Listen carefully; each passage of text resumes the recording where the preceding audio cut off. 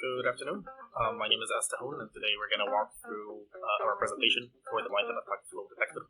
I'm definitely going to borrow some of the slides I used for my Black Hat keynote, but essentially we're going to focus most of this on actually seeing the tool working instead of on the slides. I'm a cyber data scientist. I'm very focused on utilizing the best on AI and machine learning into our cybersecurity problems. There's a big problem in cybersecurity, essentially focused on figuring out which of the multiple alerts that we get every day are actually relevant to each other. And we usually call that problem a contextualization problem or correlation problem. And that is mainly what we're going to focus on today. So this idea of contextualizing events and essentially, ideally, getting some sort of a kill chain out of them. So if we review a little bit about what we have so far, ideally, we already have an aggregation of alerts and events into one place. That usually is like some sort of a database or some sort of a SIM, and that is where you get a lot of your events, and you would have some queries, and these queries could be like detection queries, like Sigma and Yara, or could be some sort of correlation or contextualization queries that you develop. These could also be like some sort of playbooks, and these playbooks could be like in your SOAR or in some sort of threat intelligence enrichment or whatnot.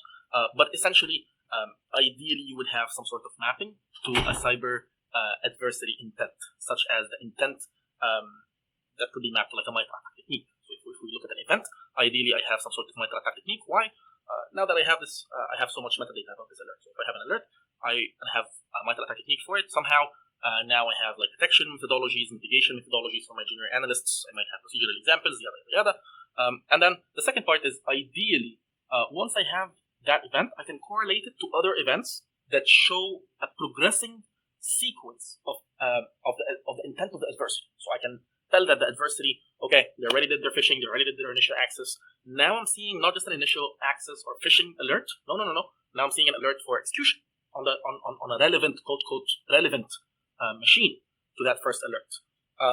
And then I'm seeing some sort of, I'm seeing some credential access. Again, quote relevant to that business unit that got affected, or relevant to that persona that got affected, or relevant to the organization, or relevant to the technical infrastructure, such as relevant in terms of like same OS, same port, same software, same business unit, same person, but a different machine that they're using. So much could be captured in relevancy, but ideally that's the idea. So the idea is I get some sort of MITRE attack technique for every alert, and that helps me with my enrichment, and then I get the end goal is essentially not just contextualization, but ideally show me the actual application, right? And that is a very big goal, and ideally, essentially that happens on heterogeneous data, because as we said, we have so much data, right? So we have so much data. If I just do this on antivirus logs, I mean, sure, but you didn't take into account my email security, you didn't take into account anything else, like network, cloud, identity. And essentially, we take a look at how we could do this. So we say, again, first step, get me techniques. Second step is essentially get me quote relevant events. So we essentially have a detector model that we will play with today, and we essentially also have what we call a clustering model, as well as it doesn't just do clustering, but also does sequentiality. So a little bit about how that would look like. We essentially look at all of the possible relevancies together, and then we sequence them. And that is also a model that we will delve into today. So essentially, back to back, they look something like this. You send them all of the alerts, and they would essentially get you out of it a bunch of clusters and a bunch of attack flows, or a bunch of attack sequences, or a bunch of MITRE attack flows, or you can call them kill chains, attack scenarios. They have a million names. But essentially, the idea is you get techniques, you cluster, and you core for sequentiality. And the input usually looks something along these lines.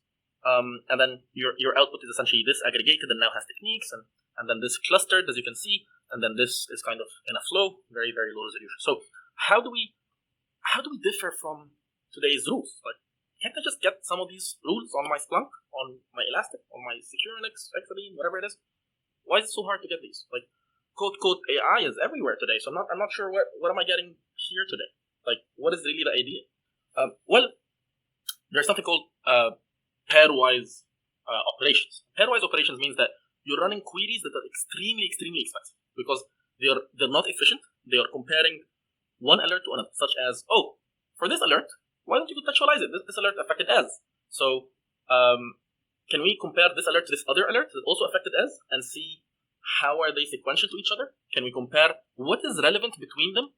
Or maybe even better, you know what? We don't actually do a pairwise comparison. We just get me everything that is relevant that has affected as in the past 7 days. But why not 8? Why not 9? Why not 10? Why not 11?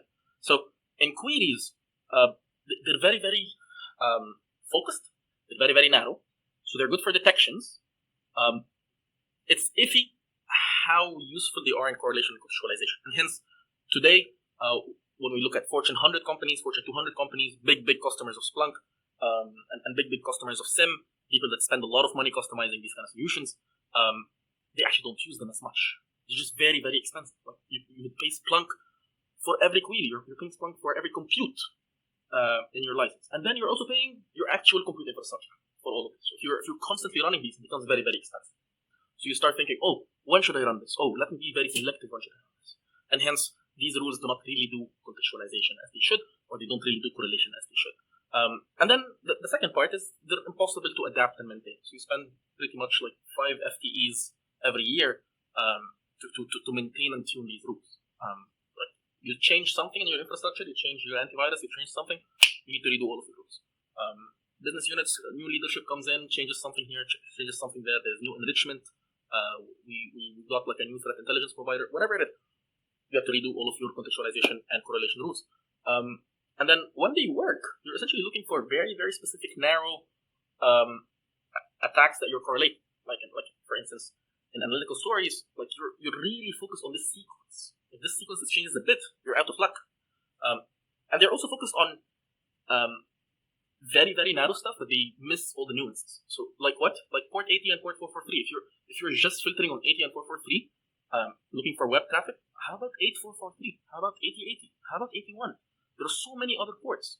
Now you have to actually put these, now that we know that there are alternative ports, you have to ask your engineering team to put that in all of the rules. Okay, so how about the nuance of certain techniques being similar in mind? How about the nuance of two business units being similar? All of these have to be manually put into rules, and hence very, very hard to look for new attacks. If the attack changes a bit, you're missing.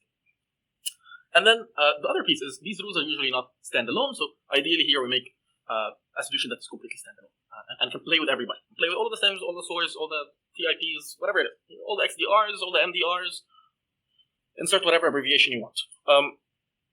So anyways, let's take a look at how that would happen.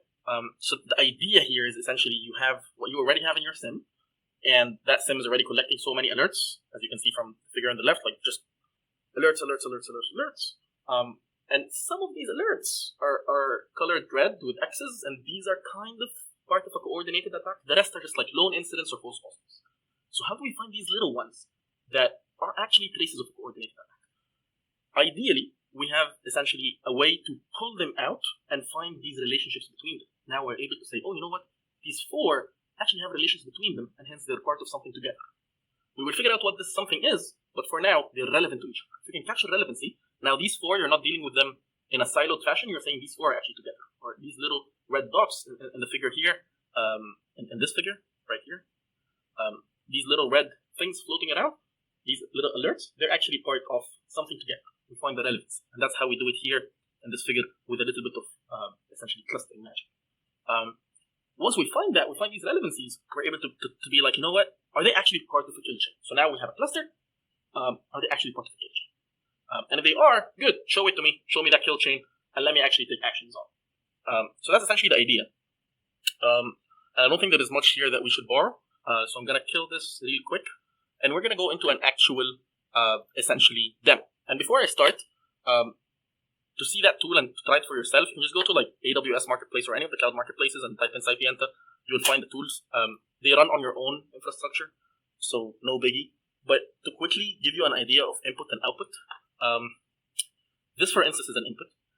And in this input, it's very, very expandable. So the format is very, very expandable. You can see here there are other attributes dictionary that is empty. But if I want, I can make whatever I want. So I can be like department, and then in the department I can be like HR, right? I can be like, okay, here's the port affected. So port, the port affected is 80, right? And then I can be like, okay, functionality of assets, and the functionality of asset could be whatever it is, right? Something. like SAP or whatever, right? And that's just an expandable format for me. But essentially, my main format or my main required pieces of the JSON that I'm giving to these models is simply an alert ID, the timestamp, whatever asset or assets are involved. So that could be just one or two. They don't have to be IPs. It could be host names. It could be whatever it is. Whatever node or identity or whatever it is that you want to put. And it could be the same for both. If it's just like one identity that did something like a login, a weird login, abnormal login, whatever it is. And then you also would have some sort of a message, right? Or some sort of the alert. And the alert will have a description, by the way. So the alert is never really the short.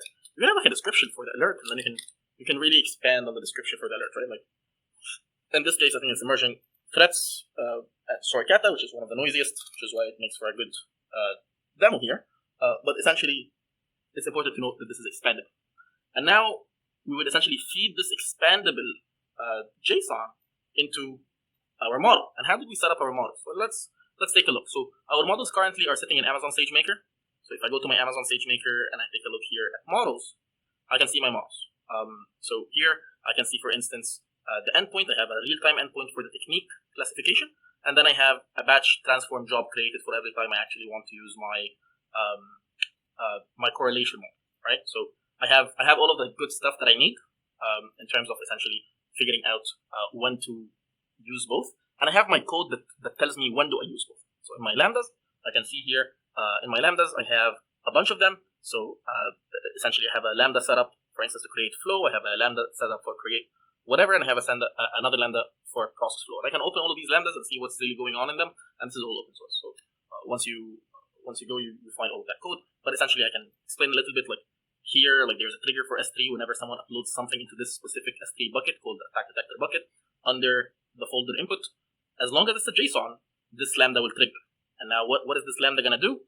Well, this lambda is going to do a bunch of stuff, including essentially chunking the files and essentially running this enrich alerts techniques. So it will take all of these alerts, assign techniques, this is the first model, and then it will do what?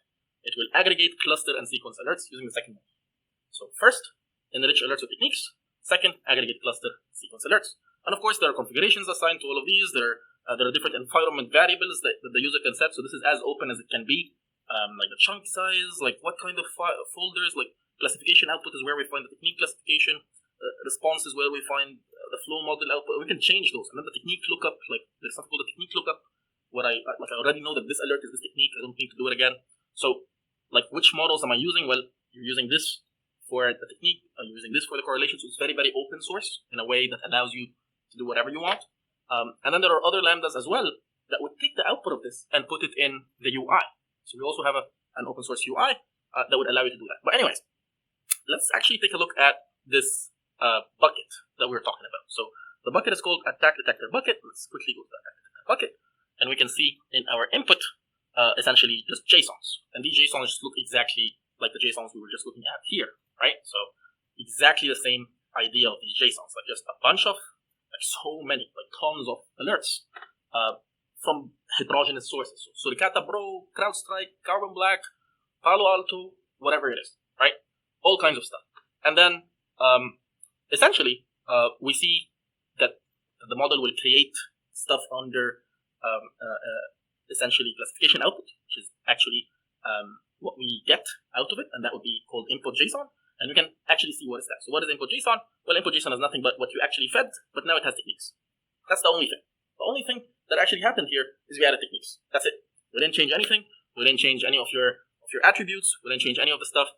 All we did was got the model that you deployed on your own infrastructure. You never sent us any data. You had the container model that you subscribed to from AWS Marketplace, deployed on your own stuff. You got techniques enriched in it, and that's about it. And now you have a JSON of that. If you remember, we were talking about this whole idea of lookup table. And that lookup table was saved under data in Lambda, and it was just updated recently. And we can see here how it looks. It looks exactly like this. Alerts and techniques. This is an alert that we saw before. This is the assigned technique. This is an alert that we saw before. This is an assigned technique. And now you can take this, give it to Splunk, give it to QRadar, Elastic, whatever it is. And now you have this lookup table for quick enrichment. You never have to do this again if you want. And you save compute costs. Like, I never have to actually invoke this model ever again. I never have to pay AWS or compute power or GPU power ever again. And by the way, there is absolutely no training here from scratch. Like we will get to the point where there is feedback very, very soon, but essentially there's no training. You just give feedback to the model. You're like, this is a bad technique. Here's the right technique. Or here's a bad cluster. Here's a better cluster. Here's a bad flow. Here's a better flow. And it would train based on your liking and execute on that. But anyways, so we take a look here for these clusters, and you can see that under response, if we click on any of these batches, we can see that these batches output essentially aggregated alerts, cluster, flow, and then essentially the whole thing combined in one JSON dot out. But how would a cluster look like? Well, a cluster would simply look something like this. Cluster ID, and then what aggregate alerts are actually part of this cluster, so in this case, a bunch of them. And then what is the earliest and what is the latest? What is this cluster start time and end time? And then here's some metadata for our next model, essentially just saying what count is within every aggregated alert, because we actually aggregate a bunch of them, as we mentioned. And now that they're aggregated, we kind of want to keep track of which is which. And then we actually have the average times, again, per the aggregate. So we have average times, and then we have all kinds of IPs or all kinds of sources, entities, identities, whatever it is, all kinds of destinations, all kinds of techniques per each as well, all kinds of tactics, all kinds of stages, all kinds of internal, essentially users, and so on and so forth. And then there are smaller clusters as well. There are tighter ones, and so on and so forth. And then the flow is essentially where you see these clusters paired in a flow that is actually sequential. So that is essentially the idea of this whole cluster and flow. And you can see them being outputted here. Now, we talked about other lambdas, and other lambdas simply don't do much other than just take these outputs and create them into essentially something that is easy to put on the UI. So we actually have a UI that can also be open source and easily put in your AWS infrastructure. And in this case, you would essentially have also an open source lambda, such as essentially this process flow. And this process flow essentially triggers on, again, the S3. This time around, it's triggering not on input anymore, but actually on the response. And now it takes this dot out and it splits it into a bunch, as we saw. And then we have one that says create campaign. So now that this dot out is split into these JSONs, create campaign will trigger again. And this time around, this lambda will actually create the UI. So once it has the output, you can see here in create campaign, the code again is open source, everything here is open source. It will actually go out there and actually create the campaign in the UI. And this is based on essentially what kind of UI is deployed. So in this case, we deployed an ACS, an Elastic Container Service, and we gave essentially a bunch of these configurations to environment variables such as the UI username, UI password, and the actual UI URL. Essentially, in this case, it's deployed in Canada Central on AWS. So let's go and find that. So let's go find this Canada Central ECS. Here we go at 8,000, and we can see here essentially there are a bunch of campaigns that we deployed here with our model data or our simulated data, our demo data. And we can see here right away it's in stages. So we can see that left to right, we're looking at sequentiality. And then top to bottom, we're going after time. So the timeline is top to bottom. Left to right is going after sequentiality. And if I'm interested in essentially just taking a look at all of the events, I can. But I can see here that these events are tagged by tactics, or if I'm not interested in MITRE, I can go for stages. But I can essentially see a bunch of them are doing specific sequential stuff. And then I can also see the asset graph or the identity graph. And I can see, oh, you know what, like there are certain things here that are happening between specific machines that could be of interest to me or could be of use to me. And then I can actually pull the specific events if I'm interested. And this is where I can really give some feedback on certain techniques. So here I can be like, no, this is the correct technique. This is the other correct technique. These are wrong, or whatever it is. And I can give some comments to the model and I can submit that. Actually, right here, we can also do like some sort of IOC selection if we're interested in using the free UI for IOC selection. But essentially, if you don't do IOC selection, you only get your mitigation and detection advisories right here through technique. You also get some IOCs that are automatically extracted into the sticks viewer. And then you have sticks JSON that you can immediately download and utilize. You have a diamond model report with adversity infrastructure and essentially all kinds of stuff. Now, of course, the actual value of getting the stuff in the UI and actually using the UI is not really all the, I guess, the bells and whistles. Like, for instance, like exploring these cards, exploring these alerts or whatnot. But actually, the main value is, as we saw, like we can give feedback to the technique, but we can also give feedback right here. So we can copy and cut these events and put them into other clusters, put them into other campaigns, We can choose if we want to put our clusters and flows on the UI or just flows. For instance, in this case, we just put flows, but we can also give feedback to clusters, not just give feedback to the flows. And this feedback is essentially just let's remove some of these from the flow, or let's remove some of these from the cluster. Let's copy them from here to there. Let's cut some of them. Let's actually add to them. How about we add to them from a sim? How about we add to them from a CSV? How about we add to them from another campaign?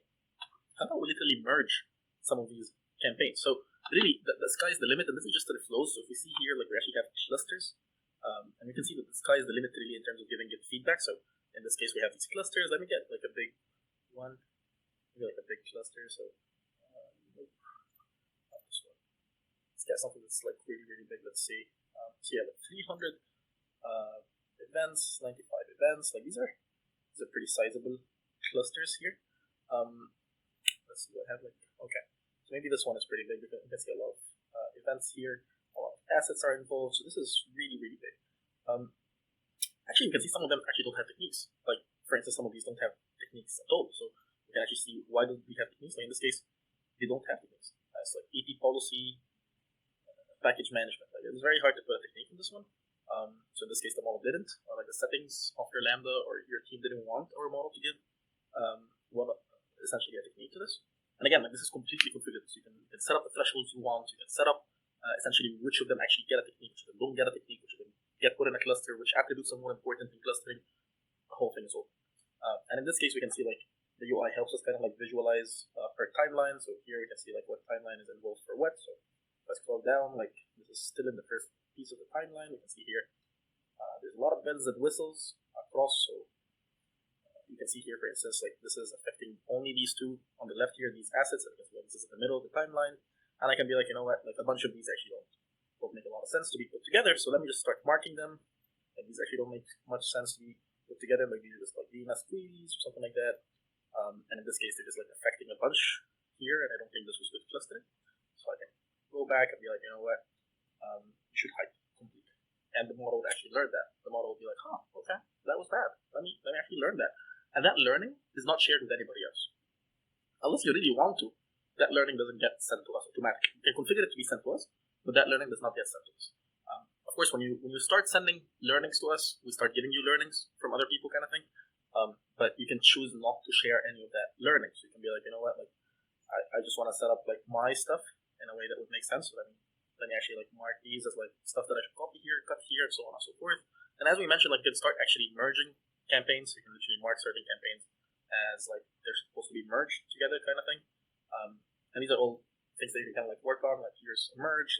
Let me add campaigns from my SOAR. Let me add campaigns from my whatever, and let me just put them on that free UI that I have that is local. But really, the main point of the UI is simply to give feedback to the models. And we saw essentially how these models are extremely easy to configure and monitor. Via CloudWatch logs from AWS, they're very, very easy, for instance, to actually track what are they doing at any given point. So for instance, these were the batch transforms that we put. So this was a batch transform that was run from this model. I can choose what instance, how much money do I actually want to pay, what instance is being used. I can see the output path for it. So this outputted right here in C31, this batch that I put. Essentially, what was the input for it? I can monitor it in real time via my logs. I can see the metrics for it. I can really change everything in the Lambda as much as I want. So very, very configurable and extremely open for your SOC team to adopt essentially a tool like this. And the code is very well commented. You can go in and just change different pieces. Essentially, the environment variable this is being read here as this, the environment variable this is being read as this. The chunking, for instance, in batch. And these are working as batches, but they're also usable as real time. So in this case, we're using one of the models in real time, the other one as batches. But this can go the other way around as well. And in this case, we're using S3, but you can have the exact same thing in Microsoft Azure, exact same thing in Oracle, exact same thing in Google Cloud. So really, there is no exclusivity here on AWS at all. And we would love to get your feedback. So please go to your marketplace on cloud and just look for Cypienta, and you would be able to start a free, essentially, evaluation of this technology that is completely open, and you can completely configure it the way you like. There are so many configurations, such as node, essentially similarity. based on the enterprise. You can say that these two nodes are being used by Ez. This is like a cloud machine that is assigned to him, and this is like his laptop that is given out to him. These are the credentials that are assigned to Ez. Like you can really give a lot of these pieces, and you can be like, Ez is working in our SOC, and so is Mark. And then you have like Mark and Ez that share this attribute. Maybe Mark and Ez share the same operating system for the laptop, and so on and so forth. So there's a lot of JSONs that you can give to the model to enrich what we call enterprise context or node similarity context, and that is helping the model cluster when it sees these events coming in and affecting these essentially nodes, which could be entities, identities, machines, and so on and so forth. Anyways, if you're interested in I guess getting some sort of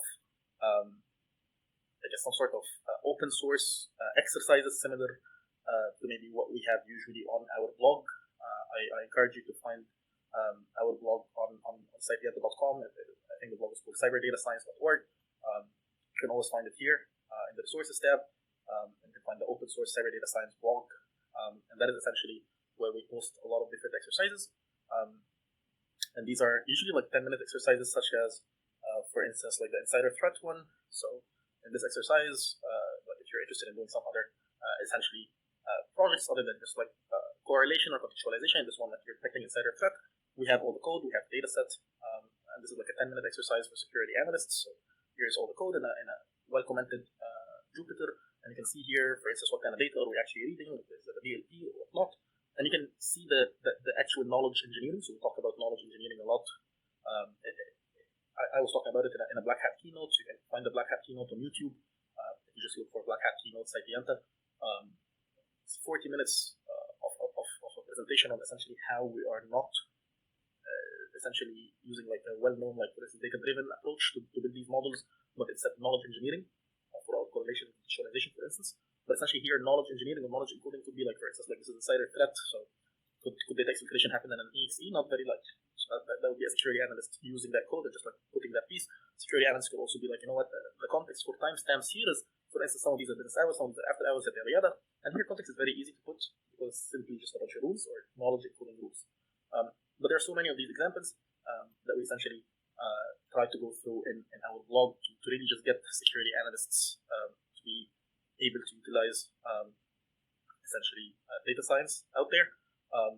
If you have any questions or feedback on any of this, please reach out to me on my LinkedIn or on my email. Check out the blog that we have. Check out Cypienta for contextualization and correlation models, and be happy to essentially hear your thoughts and essentially figure out how could we solve bigger problems in the next Black Hat for our partners and for SOC analysts like yourself. I appreciate you. Thank you very much, and looking forward to your questions. Take care.